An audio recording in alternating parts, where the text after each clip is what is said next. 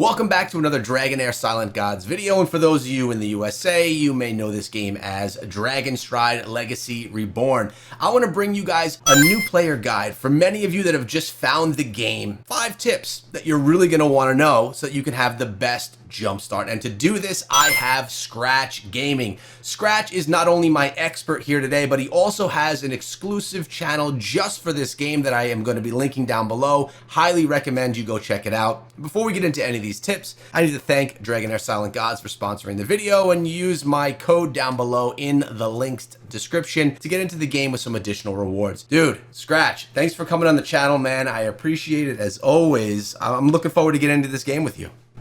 Yeah, a pleasure, bro. Thanks for the invite. And yeah, lots of things change with the game, and a lot of interesting things. So I'm sure the people will love it. Yeah, I've been loving it as well, diving into it myself. Why don't we start out with our first tip, which is actually going to be the summoning banners. Who should we be summoning? Who are the most important? How do we handle dupes? Why don't you take us through some of that, please? Yeah. So basically, related to the summoning banners, when you start playing, you're gonna have the exclusive summoning banner, which is basically the selected summons one.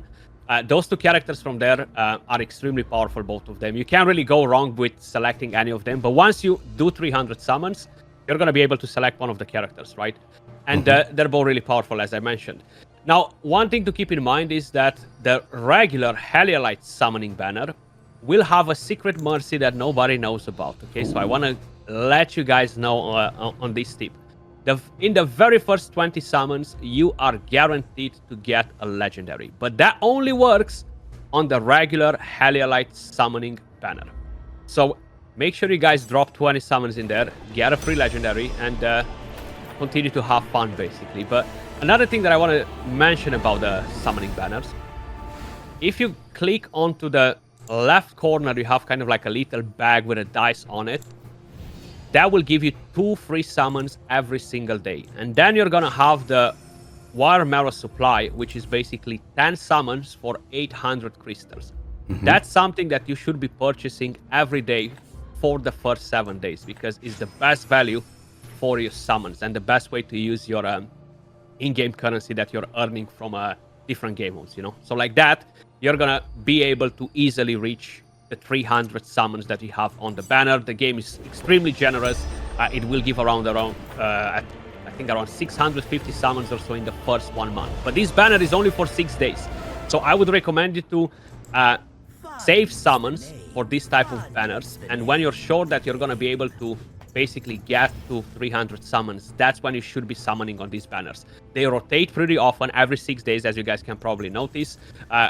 It will be a point where we're going to have 2 different targeted banners that will last for 6 days, but they're constantly rotating and new banners are coming out. So the mercy will not continue from banner to banner. So you need to be aware of that. Don't waste 150 to 200 summons on each banner, because you're never going to get to select the character at 300 summons. You know? Gotcha. Scratch, I just put you to the test right there, and I did 2 10-time summons, and I unlocked Casper, the legendary. Is it any good? Did I get lucky or no? He's actually a very good damage dealer for the wild element, yeah, for the fire element. Excellent. All right, man. Now, we were going to talk about dupes a little bit as well, and how those are handled. By the way, those were great summoning tips. I know a lot of people don't know what they're doing, and we know how to summon, but not where we should be. So thank you for those. Exactly. Let's talk about dupes real quick. Yeah, so basically, dupes, guys. In this game, they are kind of like a premium currency that will enable you to unlock artifacts, or they will enable you to empower your character. Now, the main thing that most people do, and I'm saying this because I'm saying it on my channel, everybody's like, oh, should I empower? No, you should not empower unless you already purchased some of the best artifacts in the game. So Echo, if you go over to the exchange, to the artifact shop, and you go to the mythical ones, you're gonna see that you have a bunch of awesome artifacts right there. Now, these are extremely powerful, and the very first artifact that every person should pick up as a mythic artifact should be the Witch's Remains. This will allow you to apply defense penalty or defense down on enemies AoE. It's one of the most powerful artifacts in the game, because the characters cannot apply defense down with debuffs, right? So instead of using your dupes to empower a character, which won't really benefit you that much, at least for the moment, later in the long run, once you're done with collecting most of the artifacts, that's when you should be looking at empowering your characters. So pick up the Witch's Remains. The second, you should be picking up the Rift Hourglass, a very powerful artifact that enables your characters to use their skills more often. Now, some of you guys maybe did the mistake of already empowering your character because you got excited. Don't worry, because this game, unlike other games, won't punish you. So you actually can go onto your legendary character and you can go to basically the inspiration part where you empowered him, and you will have a reset inspiration. And you can do that as many times as you guys want to. And you're gonna get back that dupe currency, and then you can go and purchase the artifact if by any chance you empowered the character before you thought about artifact. Wow, that is that's some generosity right there from Dragonheir, huh? Knowing that mistake is going to be made. I love that. A lot of people are doing it. Like, I'm seeing so many people in my comments, you know. I'm sure, man. I'm sure. Well, that's great to hear. All right, cool. So we now know about those mythical artifacts, which is great. Thank you for telling us what those ones that we should really be looking out for are as well. Now, something that I've noticed is I'm going in and I'm doing my farming. I'm farming gear, or I'm farming experience, and I'm utilizing bread or stamina. What's the best way to utilize stamina inside of the game so that I could have more of an endless amount? Although I know it's not endless, but what's the best way to manage this? So basically, the main priority for everybody, more or less, should be to try and reach the highest possible level. And I think you're going to be capped, if I remember it correctly, at level 49. Or maybe it might be level 59 in the first few days, because it's going to have a soft cap. And then you move on to some of the dungeons. Now, you will have different quests on the season journey that will require you to defeat stage acts of different content. You go and do it, but you do not farm gear. The most important thing is to do not over farm Grave of Venom. So what I would suggest to do, basically, go and defeat each stage once up to the highest stage that you can defeat. You stop there, you move on to the next one, and you repeat the process. That should give you more or less enough gear to progress through all of the storyline till you unlock the higher stages. When you're basically instantly going to drop all of the epic gear, because stage 9, which will unlock after the soft cap is gone, it will give you legendary gear. So the epic gear will become irrelevant. So over farming epic gear now to try and get the best substats on it is a waste of stamina. You farm Goblin till you reach maximum level. That enables you to push in all of the content easier, including the storyline, the Feymander, and all the rest. And then, once you're done with doing all of the maximum stages in the gear dungeons, the only thing that will really give value to your account for the next few days is farming the domains, which is the talents. So you're gonna find that on the growth section next to the Goblin. You pick the elemental affinity that you're playing the most with, probably. The game tends to lean towards Necrosis and Frost at the beginning with the free characters that we're getting. You farm that till the new soft cap basically disappears, and that should happen on day 6. And then you start again and you repeat the process. You do some Goblin, you do the new dungeon up to the highest possible stage, you move back to do some of the other gear dungeons up to the max stage that you can defeat, and head back to the Goblin and reach level 79, which is the maximum. And then you go and you farm gear, because this time around, you can actually farm the gear, because you're going to get legendary. And the legendary gear won't get easily replaced. Like, you're still going to use it in the end game. Yeah, this is what I always say. In the beginning of the game, you don't want to be investing too much into the gear, because it's going to be all replaceable gear anyway. Yeah, pretty standard with the genre, to be honest. So, great tips. I didn't know about the dungeons that would be coming as well, and that those would be changing. So, really nice to hear about all that as well. Now, we were talking about heroes and how you do the summoning of heroes, but can we talk a little bit about how you can get heroes for free and which ones are the best ones to get? Yeah, absolutely. There are actually a lot of awesome free heroes. If you head over to the Rhino icon in the top right corner, you're going to have the Heroic Journey or something like that, right? So right there, you're going to have a lot of awesome free characters. And the good thing is that the game incentivizes you in a way to basically do stage 2 of the Goblin and you get Sigrid for free. Now, that character is absolutely a beast in the Goblin. Very good in PvP, very good in most of the dungeons, especially early game. He's a very, very powerful rare unit, and you should be scrolling that as your very first rare character in the game. Then you're gonna have, for example, the Grave of Curse, defeat stage 2, if I remember it correctly. And then you're gonna get Vorash. Now, Vorash is very, very good in that content, in the Grave of Curse. You're gonna be able to use that character across most of the content in the game.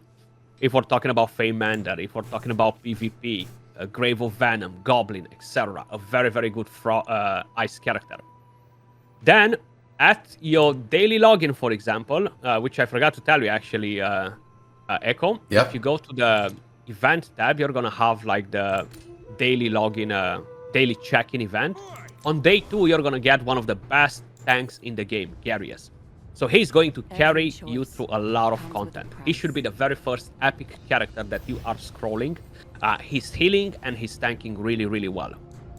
And, of course, looking at the other characters at the heroic journey, doing Feymander will give you Yola, which is really, really powerful as well. But the main thing is you're going to be able to get 3 free legendaries from there on day 2 and day 3 respectively. So it's very important to pay attention to what you need to do. One of them will require you, for example, to reach top 2000 in arena. It's literally a 5 to 10 minutes job because you're going to encounter a lot of bot teams all the way to like top 1000 or something like that, you know? So that will make your life really easy, and getting that legendary is an extremely powerful healer. You're gonna benefit a lot and progress easier if you do it on day 2. It's super easy to get it done. Just throw in Vorash, Sigrid, a couple of different characters, Garius, and bang, you're gonna do top 2000 and get the free legendary. And then another one will require you to be part of an alliance, but we're gonna discuss about the alliance in a bit. And that is Vinyara, very powerful once again across a lot of different game modes because she brings decreased attack, she shields your team, and will manipulate the energy, which is kind of like thermometer on the enemies. I just unlocked Ladelia for my 2-day login, a legendary. Yeah. She's pretty good as well. So she's a summoner. I would not recommend players to go and scroll her up. I would hold on a bit with the legendary scroll. Still, I reach a point where I'm comfortable with understanding the game, and I have a team that I really love, and I want to work on investing scrolls into those characters, the legendary ones, because epics and rares you're going to get quite a few, but the legendary ones are a bit harder to get. So avoid the mistake of jumping in and scrolling Ladelia, for example, which is the free character on day 2. Yeah, no, that makes sense. When you have currencies like those scrolls that you don't get a lot of, make sure you know where you're spending them. That's actually another super smart tip, and a basic one, but one that people should follow. All right, so we talked a lot about these free champions, or free heroes, I should say. We haven't talked much about the shops, and I think there's more of them, right? Yep, absolutely. So the exchange shop, you're not only going to get free heroes from there, you're going to get a lot of goodies. So starting with the arena shop, for example, you're going to be able to purchase summons, more scrolls from there, Essence of Creation, which I would prioritize. So I would prioritize the Heliolite Dice, the Scholar Scroll, and then Essence of Creation. That's basically the currency that you will use to level up your artifacts. And you can only get it either from these shops or rewards from different content, or by summoning. And when you summon dupes or different characters, they will drop Essence of Creation. And it's very important to be able to level up your artifacts. Then you have the Alliance shop. A lot of goodies in here, but as you guys can probably notice, you can actually purchase epic characters. And they're all really good. Now, a couple of them are Radiance, so they're from the Radiance element. Really, really good paired together. Then you have Nimbus and Shaltar, which are Dauntless characters from the Lightning element. This season, Radiance and Lightning pairs together. You could combine them in a team together, but the game has schools of damage, basically. So Radiance characters will have the school of damage called Rally. Now, Rally characters need to pair with other Rally characters for the best synergy in order to gain the Rally buff and deal more damage. Dauntless, from the Lightning element, they're very good at dealing single target damage. So they require other Dauntless characters to basically buff with increased attack speed and create the perfect synergy as well to deal damage. So if you pair one character from the Radiance, one from the Lightning, one from the Fire, and stuff like that, you're not going to have a good synergy for your team, you know? So you should read a bit the skill description to kind of like understand what the characters do when you decide which characters you're buying and stuff, you know, from these shops. Man, there's a lot of depth going on here, man. I appreciate it. Is, yeah. I love that. I love that you're breaking it down. Okay, so we're here, done with the Alliance shop. Where to next? Journey shop. So the other shops, the Golden Bell shop will probably unlock at some point, if it's not unlocked for the majority of players because it's an event. The Glory shop is just cosmetics, but the Journey shop is basically the currency that you're getting from doing the storyline, from opening chests on the map, from talking with NPCs and all that. And from there, you once again, you can purchase scrolls. That should be the main priority. But then you have 2 Frost characters that you can purchase, Rava and Rowena. Really good synergy, those two together. So if we're talking about Goblin and other content where you need a good AoE damage, purchase those 2 characters, pair them with Voresh, that's free. You can pair them with Vinyara, that once again you're going to get for free. And pick a tank like Garius, for example, and you're going to have a very well-built team that will do very good damage across all of the content where you do require AoE damage. Oh, that's awesome. Again, nice that they synergize well together. Nice that I know which shops I should be focusing on. Bard's Banquet. Yeah, I was just going to say, the Bard's Banquet Season Shop, are either of those ones that we want to focus on as well? Yeah, so basically from here, you're going to be able to get a couple of Poisoners, which I think they're the least priority. But you have Tunnel Nun and Folly. So those are wild characters from the fire element. Once again, those 2 will pair up pretty nice together. They're very good at dealing single target damage, and they will be very good in a Temporal Vortex team, which is kind of like a world boss, basically. And what about Eli and Shink? Yeah, so Eli and Shink, they're good. They're poison characters. I don't find poison extremely powerful for the moment. Now, later on, in probably a few weeks from now, you will require to pick them up as well if you don't summon them in the meantime. So that's fine if you want to pick them before that, not a problem, but you won't be gaining tons of value from them unless you plan to basically go with fire and poison to start with. But the game is already giving you so many frost and necro characters for free that it would be a bit of a shame to prioritize these ones over the free ones, because those ones will allow you to actually progress through the game and defeat most content. You know, summoners are really powerful, guys. Do not sleep on them. No, I love that. All right, cool. Season shop, is there anything in there that's worthy of? I mean, I see scrolls. Season shop, that's only going to unlock basically into the next season. Based on your performance, you're going to unlock one of the tiers of the shop, and you're going to accumulate currency. Yeah. Excellent. Are there any other free champions or heroes, I should say, in shops that we should know about that we haven't touched on, or should we talk about alliances? No, not that I'm aware of. Like, you are getting some more from the heroic journey, right? Like, all of them from there are pretty good, to be honest. All of them can be very useful, you know. Okay. Free legendaries from there. And yeah, there is one event, which is the Thunder's Rumble, which will allow you to complete some quests called the Season Journey. And when you reach Chapter 12, you're going to get another free legendary, which is Son Wukong, Divine Ascenting in the game. You're going to get an artifact from there, a mythical artifact, which works really good for summoners. Once again, you see the game pushes you towards that. And you're going to get a bunch of summons and scrolls from there. So definitely worth prioritizing doing that, because there are a lot of good rewards. Awesome.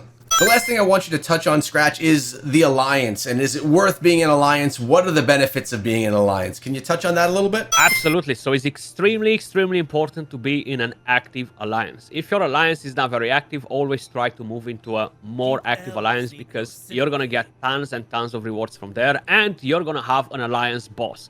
And probably in a few weeks, we're going to have Alliance versus Alliance as well. Kind of like a guild versus guild, right? But the main thing on the Alliance is that, of course, you're going to unlock the commissions, which will give you tons of additional rewards, and it will give you the Alliance vouchers, which will be used in the Alliance shop. Then you will have the Planet Expedition, which is the guild boss, and defeating the boss and just scoring in there, it will give you other rewards that will unlock this chest at the bottom right here at the left corner. You have all of those chests. Those will give you tons of gems, tons of summons, and it will give you pages for the scrolls to get legendary scrolls. So it's extremely, extremely important, yeah.